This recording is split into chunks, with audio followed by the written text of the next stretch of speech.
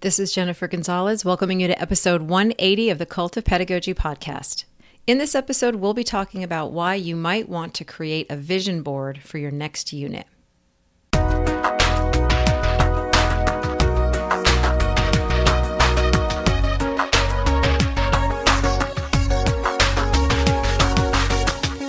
When I think about unit planning, I picture lots and lots of words. Bullet points on a pacing guide, required standards, daily objectives, lists of materials, so much text. It can make the task of preparing a unit of study overwhelming and not very inspiring. Even if the content itself is something I'm excited about, that enthusiasm doesn't really materialize during the stage when I'm just filling cells out on a calendar or curriculum map. So I was pretty intrigued when I heard about the idea of incorporating vision boards into unit planning. These collages capture the essence of a unit, making the most important elements visual. If they're done digitally, they can also be interactive, linking to videos, articles, and other elements that really make them come alive and set the stage for the learning that's to come. My guests on this episode, Amanda Cardenas and Marie Morris, are two English teachers who host a podcast called Brave New Teaching, where they share all kinds of creative ideas like this one. Today, they're going to talk about how they use vision boards and how you can create your own to launch a unit in any content area. Before I start, I'd like to thank CommonLit for sponsoring this episode. If you're an English language arts teacher, you've probably heard about CommonLit, a digital library of over 2,000 reading lessons for grades 3 through 12. Well, if you already like CommonLit, you're going to really love CommonLit 360, a brand new, comprehensive, knowledge-rich English language arts curriculum now available for grades 6 through 10. This full-year curriculum is 3 years in the making, and it is awesome, covering reading, writing, speaking, and listening, and lots of student-led collaboration. CommonLit 360 is a timely tool offering a supportive experience for students and seamless transitions between in-person, remote, and hybrid learning. And best of all, like the rest of CommonLit, CommonLit 360 is completely free for teachers. Check out CommonLit 360 today at commonlit.org and sign up for a free webinar to get a guided tour of the new materials and technology that teachers are raving about. Support also comes from Fast IEP. Tired of tracking IEP goals on Post-its, in notebooks, and on spreadsheets? Teachers just like you spend hundreds of unpaid hours every year creating, tracking, and reporting IEP goals. Fast IEP was created by teachers to save you time. Construct smart IEP goals for your students, track these goals with one click, and get beautiful visual reports to show their progress. Fast IEP is absolutely free, forever. No paywalls, no credit card needed. To get started, visit cultofpedagogy.com/brainpower. That's cultofpedagogy.com/brainpower. I also want to add one more thing. In my last episode, the one about teachers barely hanging on, where I outlined many of the factors that are making teaching in 2021 harder than ever, I overlooked something that is causing great distress and in many cases fear for teachers all over the U.S. The backlash on critical race theory and anti-racist teaching that is coming from parents and other community members. This is a serious issue that I should have addressed. I'm working on an upcoming episode that'll give space for a conversation about how this is impacting teachers and what might be done to turn things around. Now here's my interview with Marie Morris and Amanda Cardenas about vision boards. All right, I am welcoming Amanda and Marie to the podcast. Welcome, ladies. Hello. Hello. Thank you so much for having us. So first, let's oh my gosh, Marie, I don't even know your last name because on your website you're just Marie. That's okay. So I'll just introduce myself. Not a problem. I'm Marie Morris. I teach English language arts at a high school in San Diego, California, and I actually teach in the district where I grew up. So like it's very I am very much I have roots here. My kids will go to my high school, so I am very entrenched in what I do and why I do it, and I love what I do. So I've taught English for most of my career. This is my 15th year teaching, but I did have a little stint of teaching theater in there. And then there was like a little blip of elementary, like being an itinerant roving teacher, but most of it has been ELA. Cool. Okay. And then Amanda? Yes. Hi, everyone. I'm Amanda, and I have been teaching English, pure English, no dips, no blips anywhere else, for 13 years. And this is actually my first year outside of the classroom. I took a bit of a break after last year, and I am really just kind of looking for the next best fit, wherever that is, whatever that is. My husband and I have some big goals for traveling and homeschooling our kids someday. So we're just kind of like seeing where the world takes us in this next chapter. So for all intents and purposes, we are talking to two basically English teachers here. And you two have a collaborative website now called Brave New Teaching. So talk to me a little bit about that and what your kind of goal is with that site. So Amanda and I have only met in person one time. And it was because we were both guest presenters with the Keeping the Wonder workshop, which is another collaborative venture of some amazing English language arts teachers that we found them through Instagram. But so we were both in Kentucky was it the summer of 2019? Yeah, Lexington. What is time? And we just kind of hit it off. We were both there. I got to her then pretty newborn baby, like held her baby, and I was like, "You're giving me your baby to hold, and you've just met me. We must be best friends."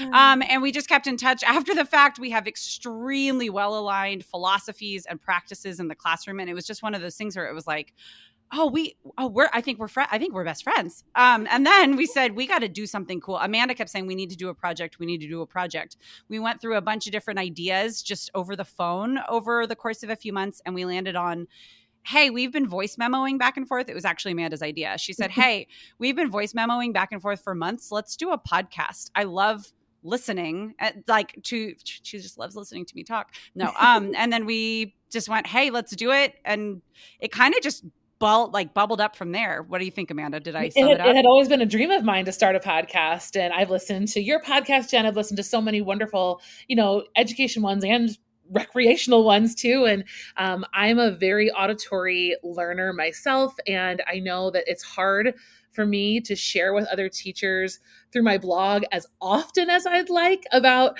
best practices and what I've been doing. And, social media has its limits where you can hop on and talk about your day. But, I really thought if we can share PD with teachers, the fastest and best way for me to get that across to other people is by just talking about it.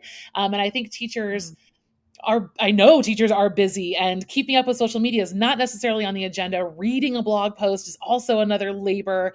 And the podcast just seemed like the next best place for me to go with Marie to share our philosophy. And we believe very deeply in really just helping teachers challenge the status quo. I mean, that's really where this all began. Was we were finding ourselves in our buildings, not isolated, but really kind of the only ones willing to embrace new things and challenges as something in a positive light. And we were just ready to go. And we wanted to share that and bring that energy to other teachers. And podcasting was it. That was the magic. Yeah, absolutely. I come from, like I said, I've got pretty deep roots where I am, and I've got an amazing teaching team and these close friends, but we just felt like even within our little team, we feel isolated. And like Amanda said, audio is, and I'm sure you know this, Jen, one of the best ways to share things, especially within the education community, especially among, I'm a mom of two little ones, and teaching and education are such a deep part of my identity that I like to learn about teaching. I like to talk about teaching. I like to talk about students and all of these things. And I need something that I can do with my kids around. And I can listen to podcasts when I'm driving them 18 million places. So it totally fits my lifestyle. So it has to fit a lot of others, right? Yes, yes. So we are going to talk about vision boards, unit vision boards. And even though I want to front load this and ask you or confirm this is what I'm suspecting, this is intended for ELA teachers, but I feel like it could be used in social studies or science or in a PE class, in an art class, to really get everybody excited and focused around big ideas for a unit in any subject area. So Correct? one thing Marie and I, we work with teachers on the podcast is embracing the philosophy of an inquiry-driven mindset into unit planning and into curriculum planning. I mean, we're fierce believers in the power of questioning and curiosity and helping frame that. So 100%, Jen, yes, this is the examples you'll see in the blog post, and the ones that we've done are from our own experience, but absolutely a vision board can work for any subject area. Okay. So we basically sort of gave away the punchline ahead of time. So explain to me, what is a vision board? And then we'll talk a little bit about like how you came up with this idea and so on. So a vision board is, I mean, to be pretty on the nose, it's some, whether it's physical or digital, it's some sort of place where you can put together your vision for whatever it is that we're going forward. And a lot of times this is where we just basically take all the ideas, all the inspiration, whether they're visual, whether they're word based or text based is what I'm looking for. Whatever, like feeling, and we're going to talk through a lot of this, I'm sure, and you put everything that could possibly go into a unit or a lesson or whatever it is that you're planning. It's the very first initial step in planning. Put it all together, put it all in one place where you can see it all at once, and that's when things start to take shape.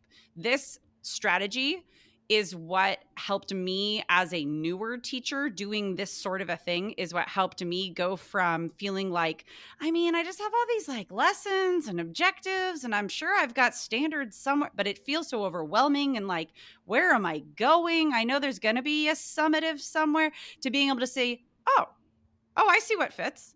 That idea is harebrained and makes no sense. That can't.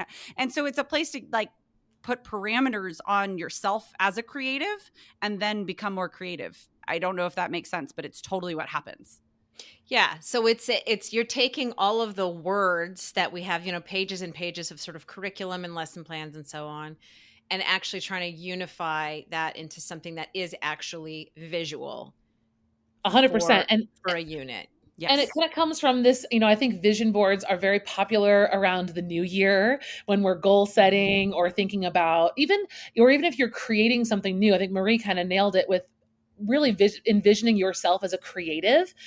This is what interior designers create before designing a room. This is what you create for yourself before you try to hit a new goal or for the new you for 20 whatever. New year, so new you. It's almost like it almost is kind of like vision board meets mood board. And it's very much encapsulating both the stuff of the teaching, but also the experience of what you want your unit to feel like as you're in it with your students.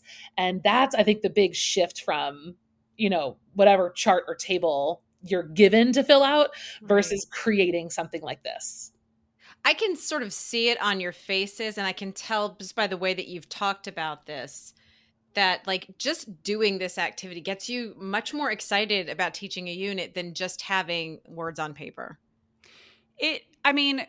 There's been so much talk and work in the education world about relationships, right? Make relationships with your students, build them with each other. It's community. We're teaching more than just floating heads in a classroom, the whole student, all of that. This is a practical way to bring that sort of philosophy into the planning of curriculum and the design of units and lessons, and looking at things holistically before getting into the nitty gritty and seeing the experience of learning. And therefore, like you're saying, Jen, the experience of teaching and bringing it all together. I don't like to teach things that sound really boring to me, that aren't exciting. I don't know that anybody is like super stoked on teaching something that makes you want to bang your face into a table. But being able to take those little pieces that might not be the spiciest, most exciting things, because not all of life is spicy and exciting, but framing it within a vision that you can see the whole entire thing and see how it fits with all the other pieces, then you go, oh, there is a reason for that. And now I can see it, and I can actually answer the question, why do we have to learn this? Because I see the whole thing. Yeah. Yeah.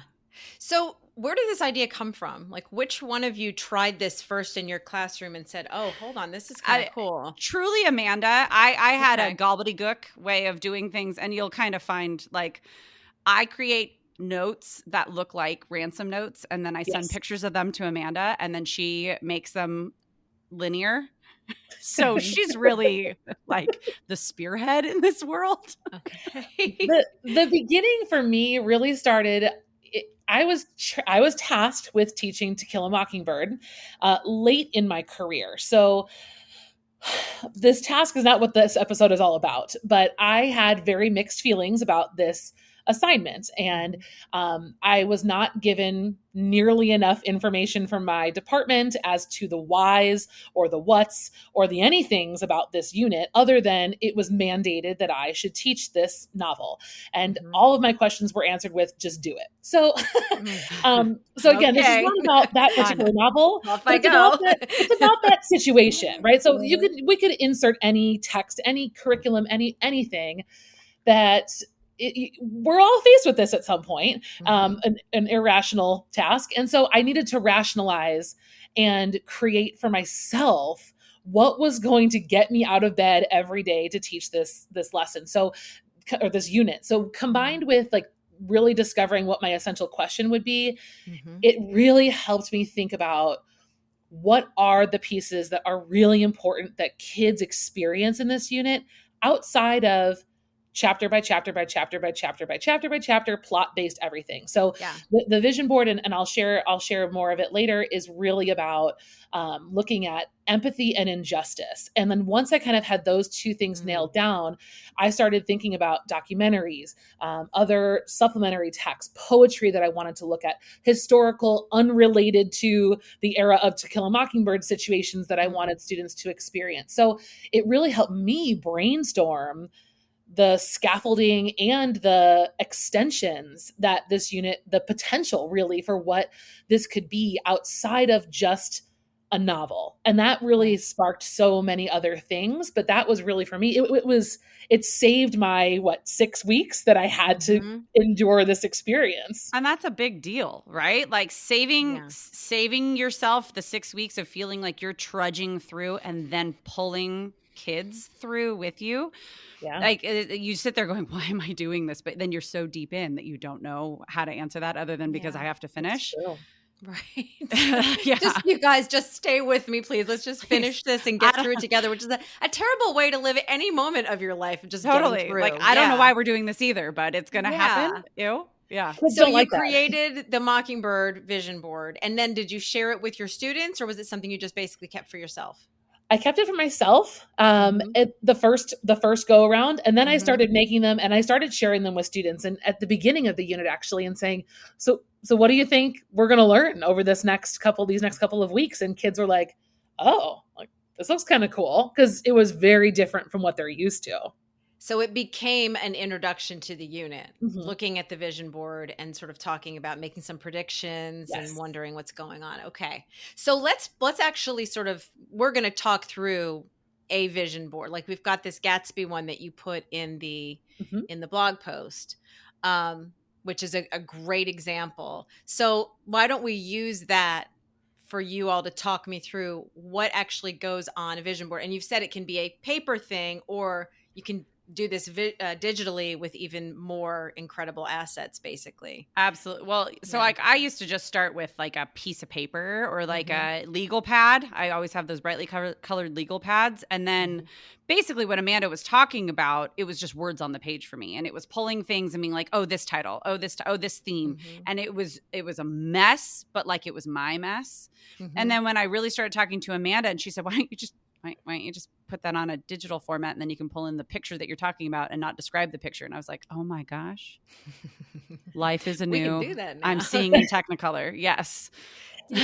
Well, and color actually is kind of important, at least for me in this process. And like Marie said, this just works for you however it works for you. But if you look at the Gatsby one in the blog post, what you'll see is it's a collage, basically, right? So it begins with a background image, and that kind of sets the tone. So I have this very, very 20s photograph in the background, and on the board, I've got a combination of the novel cover. I've got some isolated language, and I've got a lot of questions. My essential question is at the top, and that question really kind of guided the unit and guided the board for me, and that was, is the American dream more likely to inspire or destroy us?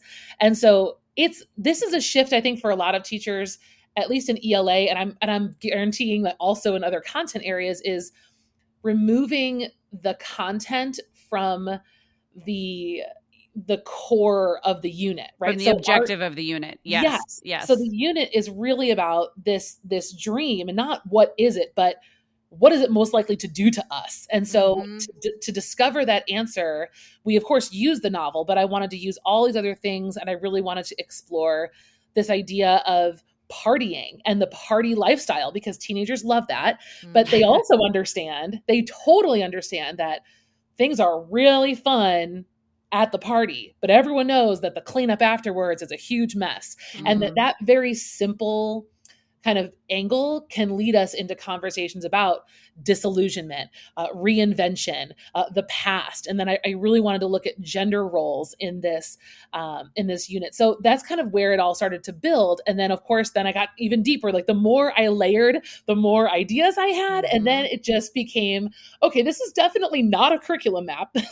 This is definitely just inspiration. But I was feeling like, I know you guys can hear it, the energy of the potential of what this could be rather than a checklist. Yeah. I mean, when you're talking, it's so different from the question of like, why does it matter? Like what Daisy does in chapter 4, why do we have to learn that? It's like, you don't. I don't care. You have to take life lessons from this. That's why we study literature. And you could really say that about studying most anything in school. Like there's probably a larger reason why it's important or valuable to know these things. And if we can elevate it to something that's a little bit more artistic and symbolic, how great could that be? Well, especially for people who are excited about their subject area a long time ago before they became teachers. Absolutely. Yeah. Well, and I mean, we're teaching though every kid, right? Like every walk of life is going to be coming through our classroom at some point in time, and we need to be able to explain to every single one of them why you're learning this. Why is this important? Yeah. That used to be the question I would dread every time, because I would be like, well, and then, it's in the middle of the night, I go, that's what I should have said. I sit up in bed at 2 a.m. But having this, like having any strategy that really works. And for us, it's creating a vision board of all of the things that could possibly go into whatever unit or whatever sort of thing we're teaching, be able to say, well, because we're going to talk about this and this and this, do you think that's going to come up? Like, we're going to talk about money. Yeah. We're going to talk about enjoying yourself, and we're going to talk about interpersonal relationships. Do you think that might come up in your life after? Okay. Oh, yeah, you're good. Okay, let's go. Yeah, well, and giving kids the opportunity to engage on their own terms rather than saying, because Fitzgerald is an important writer. Like, right. I don't care. Which is becoming more and more debatable every year that we are. Yes. Exactly. And the board go ahead. Sorry, go ahead, Jen. No, I'm just picturing, like, I'm thinking about these two guys I interviewed like 100 episodes ago, Matt Vaudry and John Stevens, who are math teachers. And I'm imagining this for a math unit, because these are guys that put like Barbie on a zip line and did like mullet ratios and stuff. I don't know just the most fun stuff. And like, they would go crazy with something like this. You know what I mean? For math. Well, and the thing is, like, the vision board is actually like deceptively organized, because it might look like creative chaos, and that's kind of how it feels assembling it. But then I also task myself with creating the links to all of the things, right? So my vision board is, when it's live, you can click through everything. So that one podcast episode I listened to 2 months ago that I really wanted to talk about at some point, like, I have it linked there. Those images are linked there. That YouTube video, that TED Talk, Does Money Make Us Mean? It's linked there. So even if I don't have the time to make a pretty curriculum map or turn in my lesson plans ahead of time for whatever awful school would require you to do that, I can show up to my vision board and I can be like, I wanted to do that TED Talk at some point, and I am crammed for time. I am going to be absent tomorrow. I'm going to throw this TED Talk into an ed puzzle, call it a day, because I really wanted to do that anyway, and it's here. So it's also functional, which is kind of amazing. Do you know the app ThingLink that takes like a picture? Yes. Or Glogster? That's what this reminds me of. Like, it's interactive. So this stuff, this Fitzgerald thing that I'm looking at right now, like the live version of that is actually like live linked. Yep. Yeah, that's amazing. I can see teachers spending lots and lots of time on this and realizing, like, I probably need to plan some lessons now, because you could probably fall down rabbit holes with this. Well, and that's the task. So Amanda makes herself live link everything, and that's essentially the self-editing part, right? Like, if she can't find a live link to put in there, then it doesn't belong. And so that's a problem that I have, is I sometimes will over edit and then go, oh, I have like a week's worth of content here. I need to go back and get my ideas back again. Like come back. Yeah. But it does, it puts anything and everything you could possibly want to use. And if you have time and if you get there and if it's all for a pointed reason, great. And if it's not, maybe the next time you teach it, it will be. Right. So Right. it's still got, I mean, I'm a Post-it note teacher, like reflective practice. I put a Post-it note down on my, like, I don't have a paper calendar anymore. So I actually have nowhere to put the Post-it notes. This is a place to put the Post-it notes also as you're teaching and as you're going through it and reflecting on your practice, to have one place that's not just a Google Doc where I lose myself in the text, but it's visual. Yeah. It's also an amazing thing to pass down to new teachers. So if you see this Gatsby one in My To Kill a Mockingbird, imagine having a full year's worth of vision boards for all the units that you teach, and then handing that to the newly hired teacher and saying, here's what our year is all about. And like the magic of being able to be a new teacher and then feel that, just that sense of cohesion, that sense of everything fits together with such intent and purpose. That's really what I think is another added benefit once you get the hang of it down, and once this becomes something that a department can do together, you know, teammates can collaborate on. Like Marie said, it's going to last you as long as you ever teach this unit. It's going to be there as something to be flexible and changeable as long as you teach it. That was the piece I was going to ask. I know myself, this would be something I'd want to edit every single year and like pull some things out and change, so you can do that. I'm going to just describe what I'm looking at for people that are only like listening in their cars or they're on a treadmill somewhere or whatever. So you've got like images of the book cover. You've got a lot of words on this collage. There's some pictures of Hollywood actors, and I don't remember about those are the people that were in the Great Gatsby movie. Maybe I'm seeing Charlie Sheen and Drew Barrymore. Are these just famous partiers? Okay. That was about Hollywood. Robert Downey Jr. Okay. That's RDJ. Yeah. Yeah. Partiers. Okay. Now I understand perfectly. Yes. So and there's also Van Gogh's Starry Night, which now was that in Great Gatsby? Did they talk about that? No, okay. But I definitely wanted to talk about surrealism and surrealist art and things like that. Okay. So at the beginning, so you're saying that now you do share this with students at the beginning. So let's talk a little bit about once you've made this as a teacher, do you actually use it in your teaching? Absolutely. Okay. So what does that look like? So, well, actually, I can even speak to what I am currently planning for my current seniors. I'm teaching a World Lit course, which Amanda and I actually recorded a podcast episode earlier this fall where we workshopped all of my essential questions for this course, because World Lit is so nebulous and like, what does that mean? And how do I do that in 18 weeks? Yeah. The world of literature. Yeah. And so we boiled it down to a question asking who's going to be the, what was our question, Amanda? I'm teaching it, but I don't remember because my brain's mush. Saying, is the trajectory of society determined by the heroes or the villains? Is the fate of humanity determined by the heroes or the villains? I wanted it to be really heavy. And so I spent the first 9 weeks looking at villains, and now we're looking at heroes. And so I'm going to go through the hero's journey. And this morning we were talking on my way to school, and Amanda said, why don't you do the Odyssey? And I said, why don't I do the Odyssey? So I am currently making a vision board that's going to have our question. It's going to have our previous questions to link everything from before that we were talking about, and just a ton of images of superheroes, of archetypes, like all of the lenses that I want to hit. I'm going to have examples of, and I'm going to have it be clickable, and it's going to be their intro stations, basically, is going to be. So like all of the little baby concepts that we hit within the next, 5 weeks that I'm doing this unit are going to be introduced on day one.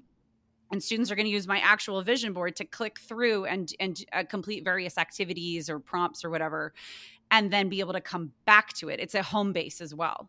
So it's a cool teaching strategy or material as well. That's what I was thinking this whole time, that this has got to be something that you could just continually refer to throughout the course of a unit and bring people back to that as a home base. Yeah. You want to make one, Jen? I know you do. I do. Should we live do it on the podcast? There's not enough, right? Riveting audio. Yeah. There's not enough. Well, and I think just the fact that it's like kind of designy. Like I feel like so many teachers are drawn to teaching for the craftiness of it, and then a lot of times Pinterest. Yes. And sometimes you want and to know that you can actually have there be some academic rigor in that, it's exciting and fun. And then asking students to create something like this as a formative assessment along the way, maybe one of like this, if everything's inquiry based, which it is at least in our classrooms, then having students answer the essential question by creating their own vision board and what they pulled, and it has quotes and it has this and that and the other. It's essentially like a live one pager that it could be for students to interact with. Yeah. Right. Okay. So before we wrap up, is there anything else that you wanted to talk about, or that you think people need to know about making these? If you're going to make one, I'd say my best recommendation to you is to use Google Slides. Canva is also an option, but I think whatever you're more comfortable with is going to be the more enjoyable way to go about it. So digitally, if you're going to go into Google Slides, I just make sure to set my page settings at 8.5 by 11 so that it is then you can print it. If you make it in like the standard size, it's going to be very bizarre for printing. So just change the settings to 8.5 by 11 and then use the background button to set your background so that's not moving around. And then you can just start layering pieces in. Google Slides is really nice because you can just hit that insert button and you can pull YouTube videos, you can pull images, even just straight there from the Google search. But that seemed to be, and that's always what my go-to is. As much as I love Canva, I feel like with the layering of all the pieces, Google Slides has been my best friend. It's just, I feel the same way about Google Slides and PowerPoint. It's just so much easier to just pull scraps of things in. And I don't know Canva as well, but I guess if someone knows how to use Canva seems to have too many options. I'm just like, I just want a picture and I want to resize it and hyperlink it. And yes. And so we are going to be providing, first of all, you have written a lovely blog post that sort of goes through everything that we have talked about. And we're going to show a couple of examples on the post, but then we're going to also link to a folder that has lots of other examples that teachers have just volunteered to share.